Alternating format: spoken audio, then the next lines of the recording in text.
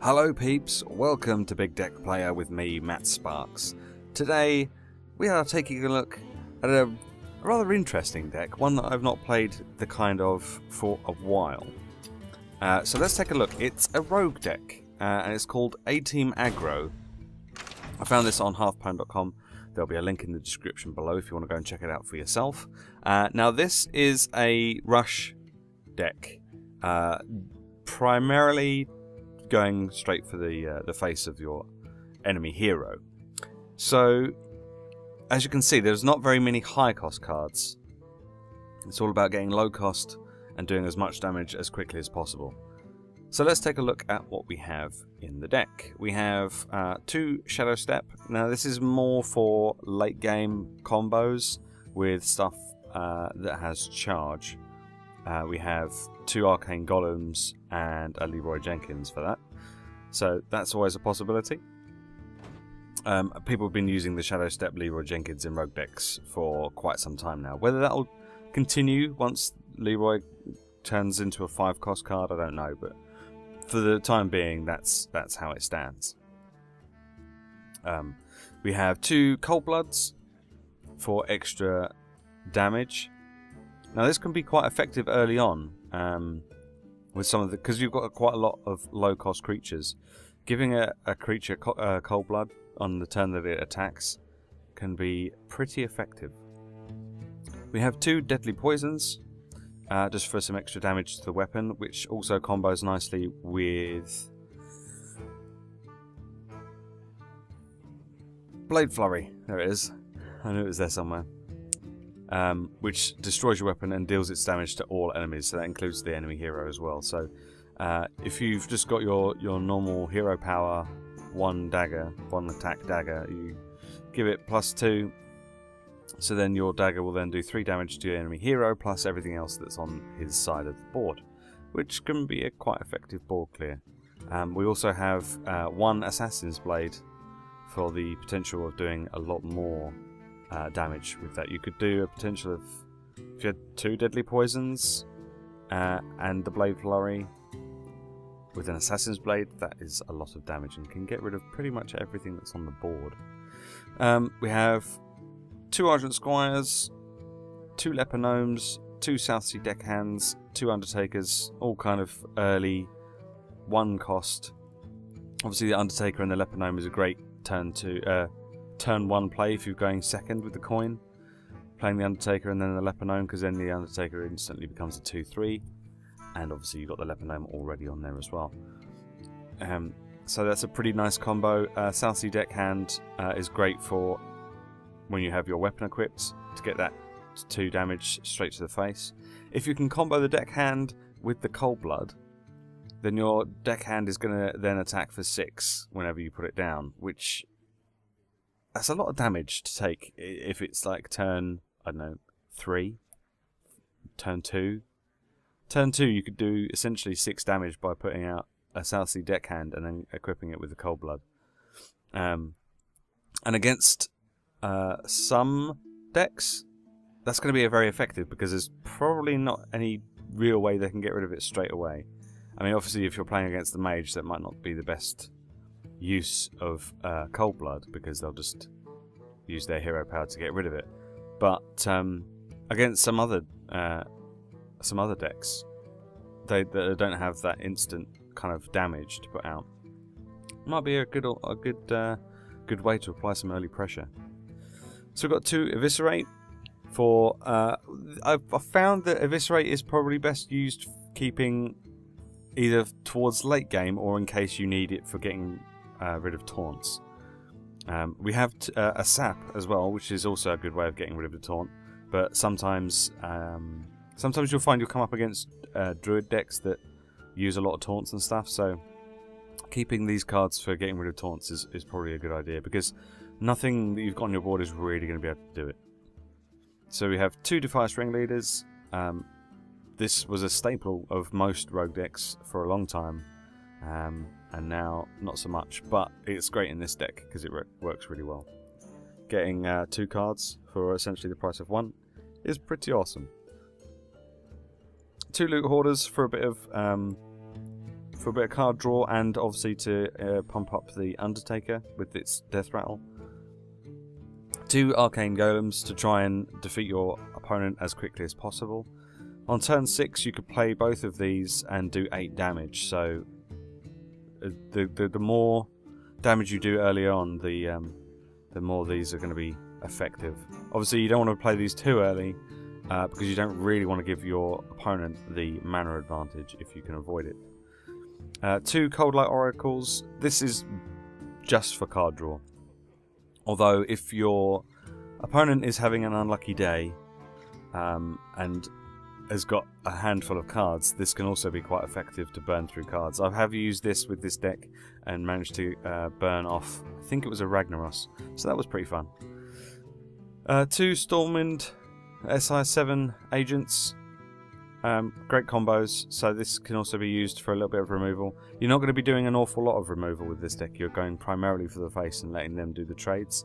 But the extra 2 damage could be useful to get rid of something if you need it to. And then, as I mentioned before, we've got a Leroy Jenkins and an Assassin's Blade. Now, the deck's not too expensive. You've got 4 rare cards in the shape of Blade Flurry, SI7 Agent, the Arcane Golem, and the Cold Light Oracle. And then you've got a Leroy Jenkins, and that's it. The rest of them are all kind of easily available, I guess. Commons, and some of them are from Naxxramas, like the Undertaker. And that's pretty good. So let's take a look at it in action, shall we? Valera versus Uther. I will fight with honor. Watch your back. Okay, so we're up against a Paladin. I'm going to keep the sap in my hand, just because we only have one of them, and it can be effective to get rid of taunts. I'm going to ditch Cold Blood and Leroy Jenkins for the time being. Keep the Leper Gnome, hope for an Undertaker. Don't get one. Oh well. There's still time, and we do get to go second, so we can always coin SI7 Agent on turn 2 for the combo, which is pretty cool.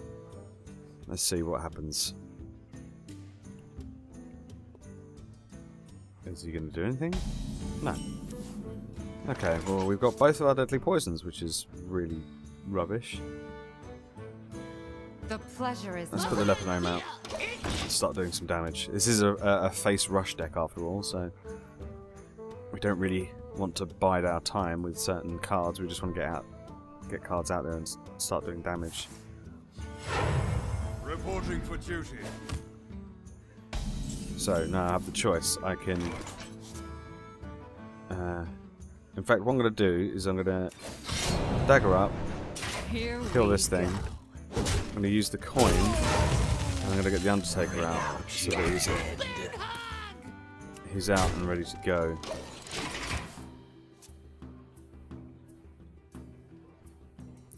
Because if we don't get the Undertakers out before we start playing all the death rattle stuff, then that's it's a bit of a waste, really. But reporting for duty. Okay.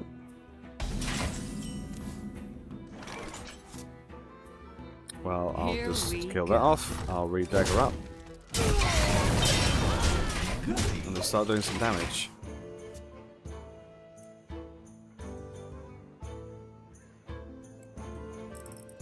It's not a bad start.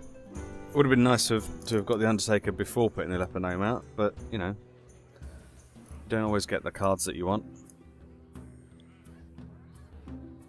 So the main counter to this deck is any deck that plays a lot of taunt.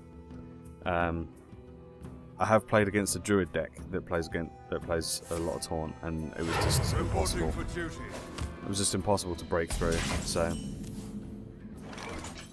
aha. Leper Gnome, and we'll get this guy out to do the damage to that, to get rid of that, and then we'll start doing damage to the face. Okay, this is a little better. So he could consecrate.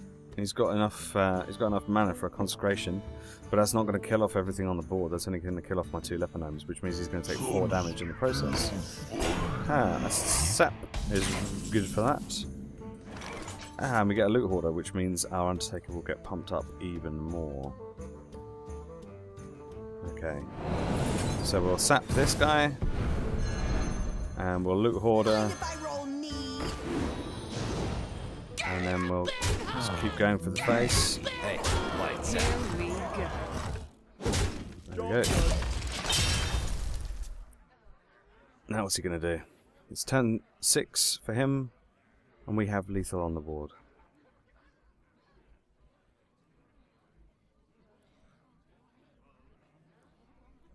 I mean, looking at this deck, you may want to swap something out for the sap, for another sap, possibly, because sap is so useful. So he's put that taunt back out again, and I don't really have any real effective way of getting rid of it. We do have an eviscerate, so you know, maybe we don't really need to. If we, let's see, we'll put the deadly poison on because we need to combo for the eviscerate. So we'll get the eviscerate, and then we'll use a leper gnome because that'll do 2 damage to his face as well. Then the other taunt will come up. The victory is yours. And he concedes. So there we go. I realised I'm only rank 16, and so this isn't the like the best demonstration of how it can be very good at higher rankings. But that's unfortunately that's the price I pay for trying out lots of different decks to see if they're any good. Unfortunately, some of them aren't, and they look good on paper, but sometimes they just don't. Either you just have incredible bad luck, you just come up against better players, or you know. Or the decks just aren't that good. So, but this one I've had a lot of fun with. It's an interesting concept that for a rogue deck that I've not really played before. If you want to try it out, it is pretty fun. If you're not used to playing rush decks, this might be one to try out just for, you know, just for a bit of a laugh. See how you get on. The link, as I said, is below in the description. Head over to hearthstone.com to check it out. If you make any videos using this deck or you play this deck, let me know how you get on. Feel free to send me links on Twitter to videos that you've made using this deck. And I shall be sure to check them out. Thanks very much for watching, and I shall see you next time.